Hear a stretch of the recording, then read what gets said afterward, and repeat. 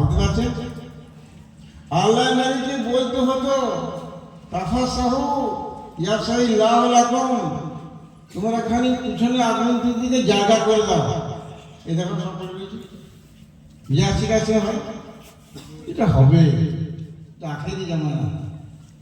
নবীজি বলছেন এটা হবে, কোরআন আগেই বলেছে, আজ থেকে 14.5 বছর আগে, ও কালিলুম মিন ইবাদি শাকুর, আমার শুকরকারী বান্দারা কম হবে। পাবলিক তো পাবলিক, এই এমন এমন মৌলবীদের পাওয়া যাচ্ছে দাড়ি কাটা, শেষ দাড়ি, বুঝতে পারছেন না? আখেরি জামানা। যাই হোক আমার ভাইরা, যেটা আমি বলতে চাইছি, এখনই মহাশয় বললেন যে মৌলবী উপলক্ষে করা হয়েছে, আমি বললাম ভিতরে করলে ভালো হতো, বা আমার সঙ্গে পরামর্শ করলে হতো। মুরব্বী একজন নাই গো, বীরভূম আমার ভাবু সব জায়গাতে কিন্তু বলছি আমি। একটা মুরব্বী আছে জিলাসার বিছানায়, সোশ্যাল মানুষের ভেদ মুরব্বী, মনে আর হিসেব আছে, বাক শক্তি নাই, তো কাকে দাঁড় করাবে মুরব্বী? কাকে দাঁড় করাবে যে বুক ফুলে চলে যাবে? আমি আমার গর্ব করছি না, তোমাদেরই গর্ব করছি। যদি কোনো বড় সভাকে আমাকে দাওয়াত না করে, মনে করো সোশ্যাল মাদ্রাসা আমাকে যদি দাওয়াত নাও করে, আর যদি আমি নামতে বসে যাই, আমাকে বসে দিবে? কি বলছেন না, দিবি না? ডেকে নিয়ে কেন কেন ঘি খালি বলা করে পারবে না? এটা আলেম থেকে ভাবতে হয়েছে। এখানেও কিছু আলেম রয়েছে। এই গ্রামের সর্বপ্রথম যে আলেম মরহুম মৌলভী তৌরিক, সে অধমেরই ছাত্র। যখন আমার কাছে সে পড়েছে, আজকে স্বীকার করতে বেঁচে থাকলে যে 80% আমার পড়াশোনা ভুল ছিল, 80% পড়াশোনা করতো না, ওর মনে থাকতো, পরীক্ষার সময় নম্বর চলে আসতো। এটা কম গৌরবের কথা নয়, কিন্তু কই মা সেই পরিবেশ তৈরি আছে? কই নাই। সারা বিশ্বে দেওবন্দি উলামারা জানে যে দেওবন্দি আকীদা, দেওবন্দি মতবাদের মুরব্বিকে হযরত কাসেম নানুতুবি রাহমাতুল্লাহ। তাহলে এই গ্রামে যাবে না? এই গ্রামে যিনি প্রথম মৌলানা হবেন, তিনি যদি অধমের ছাত্র হয়, তাহলে এই গ্রামের নারী পুরুষ সবাইকে জানতে হবে যে আমাদের বড় মৌলবী উস্তাদের মুরব্বী বুড়ো কই কই পরিবেশ। বাঙালি কাঙালি, আমরা বাঙালি কাঙালি, সোরে কাঙাল। এই এলাকা থেকে বড় বক্তা এসেছিল বুঝলি, তখন আমার বয়স 27 থেকে 28। সে খুব বড় বড় গুলি বলতো, আমার মগজ কিন্তু খারাপ হয়ে যাবে। সে আলেম নয়, ও আলেম বক্তা বাজিমাত, যেখানে সেখানে বাজিমাত। আমার নিয়ত খারাপ হয়ে যাবে যে আর বক্তব্য আমি চলতেই দেবো না। ওই সেখানে আমার মেলায় ছাত্র সেখানে শোন, এর আগে আমাকে বয়ান দিবি, আর 1 ঘন্টার কম 1 মিনিট দিবি না, আর গোটা দুটি করতে না, গলা বাজায় না। তোমার বয়স ছিল, দাঁতও ছিল, মানুষের কথা ছিল, বান চলবে না। কেমন কাঙালি, কদিন কাঙালি যদি চলবে? ভারতবর্ষের সব থেকে পরে যে রাজ্যে দহরাহানি হলো, সেটা হলো কোথায়? বীরভূম। বীরভূমের সব চাইতে পরে দহরাহানি হলো, কিন্তু বীরভূমে 116 বছরের পুরনো মাসও বজায় হয়ে যায়, সেটা হলো ঘুরিসা। ওই ঘুরিসায় করেছে মৌলানা হানিফ সাহেব রহমতুল্লাহ। ওই মাদ্রাসার ছাত্র আমাদের সবারই মুরব্বী, আমাদের সবারই হুজুর মোহাম্মদ সমাজ সেবা বুঝাচ্ছে না। যাই হোক, আমি বলতে চাইছিলাম একামত কেন করি, একামত কি জন্য করি, এর অর্থ তো আমার বুঝে এলো ক বছর পরে? 48 বছর পরে, তখন আজ থেকে 4 বছর আগে। তাহলে মানেই বুঝি নেই। ওই বলতাম, সবাই বলতাম, বলতো যে আজ তো ওখানে মসজিদে কেমন ধরে দাওয়াত আছে, কিন্তু মানে কখনো বুঝতে পারিনি। লাভ না ভাবো, আমি বোকা নই, প্রচুর আমার জ্ঞান বুদ্ধি, সেই লোককে বলছি আমি। সেই লোকটা বলছি যে একটা শব্দ বোঝার জন্যে 48 বছর সময় লাগলো। আমরা কি বলছিলাম, দারুণ গো, গলাটা বাজায় না, ভাষা যায় না, কিছু নেই, গলা বাজায়, কি বলবে আল্লাহ কিছু বুঝবে না। 48 বছর পরে হযরত আব্দুল্লাহ ইবনে আব্বাস রাদিয়াল্লাহু তাআলা আনহু সর্বপ্রথম কোরআন শরীফের তাফসীর লিখেছিলেন। কি নাম বলবো? আব্দুল্লাহ ইবনে আব্বাস রাদিয়াল্লাহু তাআলা। উনি দুটো শব্দের জন্য 14 বছর খেলেছেন। কত বছর বললাম? 14 বছর। 14 বছর, 1 বছর নয়, 2 বছর নয়, 10 বছরের মৌলবি হয়, 12 বছরের মৌলবি হয়। উনি দুটো শব্দকে উদ্ধার করার জন্য 14 বছর খেটেছেন। সেই তফসিরটির নাম হলো তফসির ইবনে আব্বাস। সর্বপ্রথম মুফাসসির কোরআনে হযরত আব্দুল্লাহ ইবনে আব্বাস, হুজুরের চাচা। উনি বলছেন আমি তফসির লিখছি, লিখতে লিখতে দুটো শব্দ আমার সামনে এলো, একটা হলো রাতাক, একটা হলো ফাতাক। এই সব কিছু মানে না লিখতে পারলে তফসিরটি আমার অসম্পূর্ণ থাকবে, ওইখানটি আমাকে খালি রেখে দিতে হবে। হন্যহারা ঘুরে বেড়ালাম, 14 বছর বললাম, কোনো রকমের কোনো উদ্ধার হলো না। নৈরাশে মনে মনে বিশ্বাস করলাম ওই জায়গাটা খালি লিখবো আর লিখে দেবো যে যদি কেউ পারো পূরণ করে দিও। ফিরে আসছে প্রখর রোদ, সেই রোদের সময় দেখলাম আমাকে পানি পিপাসা পেয়েছে, পানি খেতে হবে। দেখলাম দুটো মেয়ে ঝগড়া করছে, দুটো মেয়ে ঝগড়া করছে, ওদের সামনে একটা কুয়ো আছে। ঝগড়া বাকি, একটি মেয়ে বলছে আমি আগে পানি তুলবো, ছোট মতো মুখ, আর তোমার বলছে না আমি আগে তুলবো। ঝগড়াটা যখন তোমরা লেগে গেল, তখন একটি মেয়ে বলছে কানা রাতাকান ফাতাক নাহু আবি। বুঝতে পারলাম? দুটো শব্দ বললাম, রাতাক আর ফাতাক। রাতাক আর ফাতাকের মানে খুঁজে পেলেন না।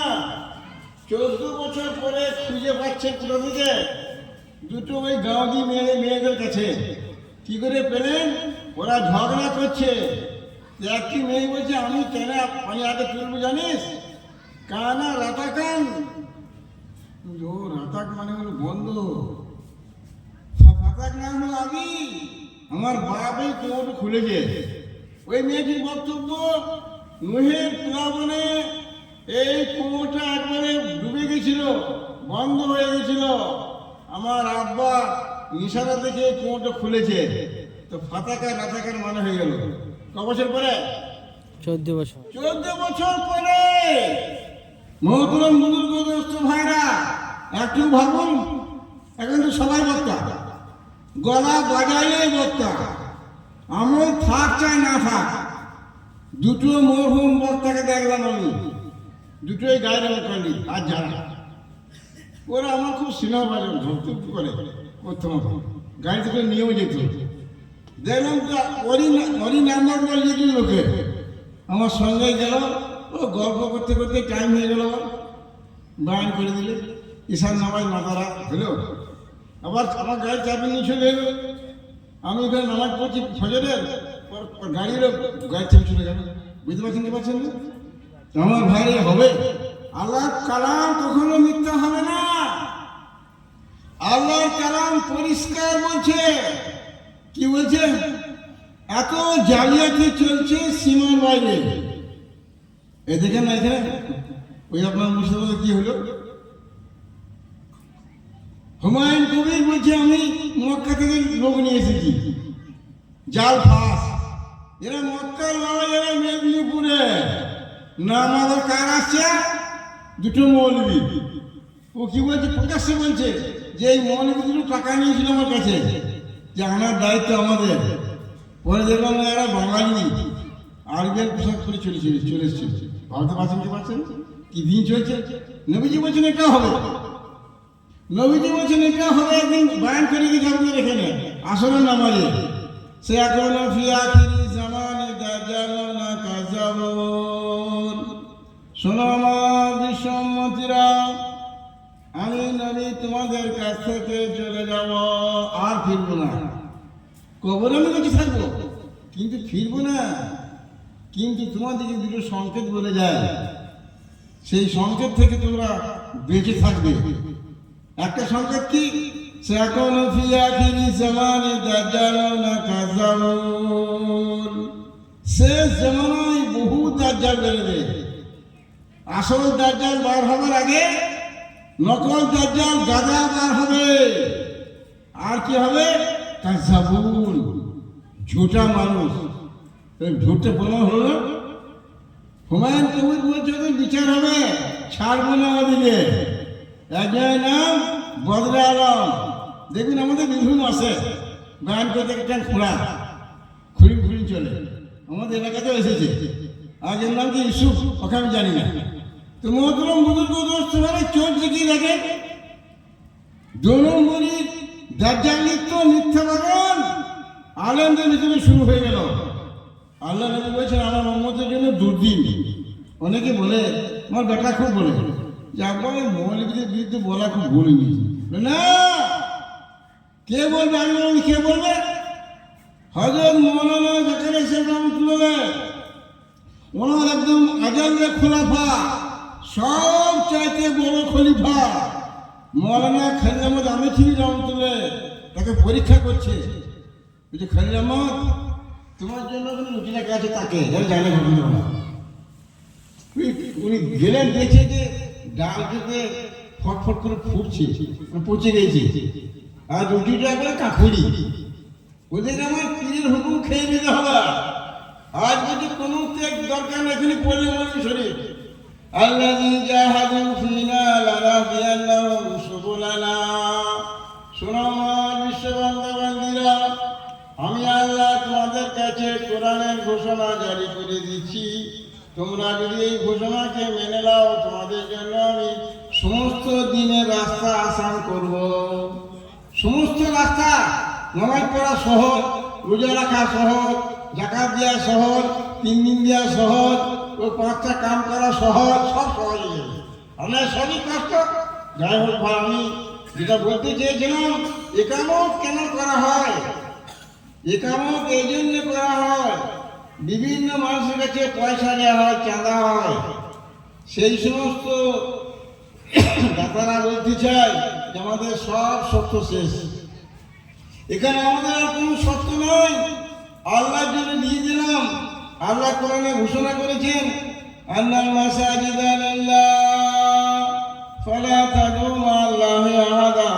ওরে আমার বিশ্ববান্দাবান্দিরা, আমি আল্লাহ তোমাদের কাছ থেকে মসজিদের সমস্ত মালিকত্ব ছিনতাই করলাম। কোনো দাবি নয়, কোনোদিন বলা যাবে না যে আমি এইখানে একাই 5 লাখ টাকা দিয়েছিলাম, মসজিদে একামত হয়ে গেল, আমাকে আবার ডাকা হলো না, বলা যাবে না। যাবে না, কোনো দাবি নয়, দাবি করে। যাই হোক ভাই, এই জন্য একামত করা হয়। আমরা আপনার অনেক পুরনো খাদিম, 52 বছর বয়ান করছি, তখন বক্তা ছিল কেউ? মৌলানা আলাউদ্দিন সাহেব একাই বক্তা, ঠিক বলছি? তখন কোনো বক্তা নেই, ঘরে ঘরে বক্তা, গাড়া গাড়া বক্তা, বক্তব্যের ওসুল জানে না। ইমাম মালিক রহমতুল্লাহ একবার একটা মজলিসে গেলেন, বয়ান করছে একজন, উনি চিনতে পারছেন আমার, পারছেন না। যখন নেমে চলে এলো, আরে তোমার ছাত্র লোক? বলে হ্যাঁ জি। তোকে কে বক্তা করলে? তুই কবে থেকে বক্তা হলি? কিন্তু কই জাত করি আমরা, দারুণ বলছি রে, নেটে বয়ান আসছে তো, অখেল ফিট কর। আল্লাহ যেন কি জন্য ফিট হচ্ছে। টাকা দেওয়া বন্ধ করে দেন, দেখি কটা বার থাকে, টাকা দেওয়া বন্ধ করে দেন। কোনো রকমের কোনো ফিস নয়, যা খরচা হবে তাই নিয়ে ঘর চলে যাও, দেখি কটা বার থাকে, কোন দিকে ঢুকে যাবে। ঠিক বলছে, বলুন কি কোন দিকে ঢুকে যাবে? যৌতুক দেওয়া বন্ধ করে দাও, দেখো 1.5 লাখ 2 লাখ টাকার ভোজ আর হবে না, বলছেন তুমি তো বক্তা না। আল্লাহ নবী বলেছেন সবাই তোমরা বক্তা, আমার উম্মত লোকরা সবাই বক্তা। আল্লাহ পরিষ্কার বলেছেন, ইন্নাল্লাহা লা ইউগাইয়িরু মা বিআনফুসিহিম হাত্তা ইউগাইয়িরু মা বিআনফুসিহিম। হে হে আমার বান্দা বান্দীরা, শুনো, তোমাদেরকে আমি ততক্ষণ পরিবর্তনই করবো না, এটা তো নিজেরা পরিবর্তন না হবে। কোথাও লাগানো লাগবে না। তোমরা যদি নামাজি না হতে চাও আমি আল্লাহ তোমাদেরকে নামাজি বানাবো না। বেশক। মেলো না। তোমরা যদি সুদ ছাড়তে না চাও আমি আল্লাহ তোমাদের সুদ ছাড়াবো না। তোমরা যদি চুরি করা না ছাড়ো আমি আল্লাহ ছাড়াবো না। মেলো কি না? তো যাই হোক ভাই, আমি অনেক পুরনো লোক, দোয়া করে যখন আল্লাহ এসেছে আমার মনে হয় কিছু উপকার আমাদের নিবেদন করাতে, তার জন্য এখনো বাক শক্তি রয়েছে। আমার সাথীরা সব কবরে, আমার সাথীরা সব আল্লাহ প্যারা হয়ে গেছে, মাত্র 2 জন আছে। একজনের বিছানা আছে আর একজনের তেমন কিছু বাক শক্তি নাই। আমি গেলে খুব খুশি হয়, বলে তুমি আজকে আছো, আজকে নামাজগুলো পড়াও, খালি বায়ান করো। নামাজি পড়াতে পারি না, আমার ভুল হয়ে যায়। পড়া যাচ্ছি যাচ্ছেন ভাই, এটা আমি সব জায়গাতে বলি।